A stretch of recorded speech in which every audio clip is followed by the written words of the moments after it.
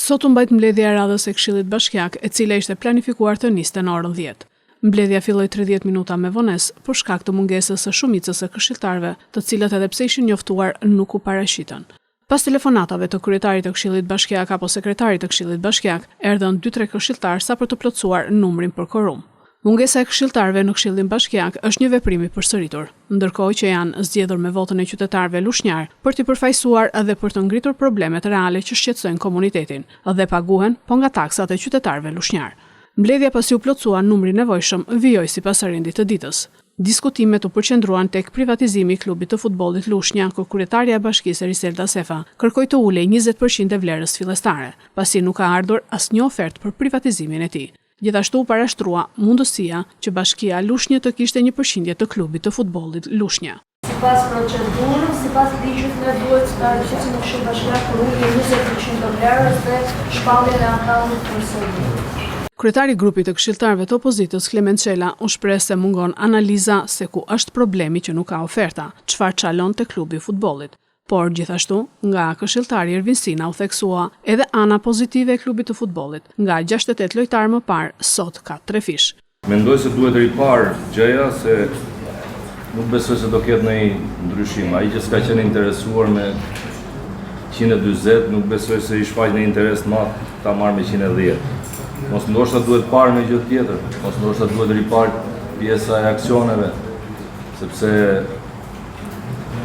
me 100% të aksioneve, ndoshta i trëm shumë biznesmen, por edhe vetë ekipi ton ndoshta i bën keq, sepse e kam përmendur dhe herë tjerë, mbase na çon historira si shumë klube të tjera që janë privatizuar dhe kanë shkuar në gradën e fundit.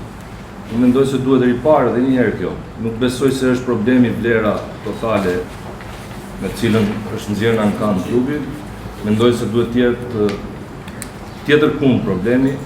Duhet një garanci, sepse kur mban përqindje shteti nuk rrezikon që ai nesër të shpallë procesin e falimentit dhe që ne duhet ta ngrem nga fillimi, por ligji parashikon që ne duhet bëjmë shitje 100% aksione. Nëse të mbas këtij 20% që ulje nuk do të ketë kërkesa, atëherë ne do të sillim një propozim mbase duhet bëjmë me përqindje një pjesë të aksioneve, t'ja u propozojmë ta mbajë bashkia dhe një pjesë ta marrë privati, duke qenë se dhe persona të cilët kanë qenë të interesuar në mënyrë informale këtë pyetje kanë bërë. Unë jam shumë dakord me Kelin që mund të ishte një opsion, edhe unë çu kam menduar që mund të ishte një opsion, me thënë drejtën, mbajtja një pjesë të aksioneve, edhe qoftë si garanci, por edhe po themi si joshje karshi investitorëve që mund të vinë, po me thonë të drejtën, me të shkuptoj unë nga gjithë kjo situatë në futbollin shqiptar, problemi më i madh është ligji për sponsorizimin.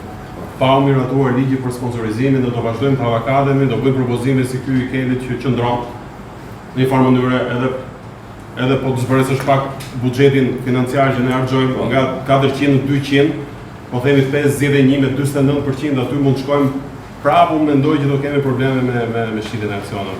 Sepse realisht ai që joshet për të marrë aksione në një klub futbolli ose në një sport tjetër në vendin tonë, natyrisht do të vi ta shohë në dy plane. Në planin e biznesit, po edhe të ndihmës që ai merr në aspektin ndihmës fiskale që ai merr për shpenzimin që bën në sport. Ne ligji për sponsorizimin nuk e kemi të miratuar dhe për sa kohë do të jetë kështu, do vazhdojmë vuajmë. Dhe për fat keq do vazhdojmë vuajmë edhe ne, edhe Lushnja që ka një ambient sportiv vërtet shumë të shëndetshëm për vërtetës.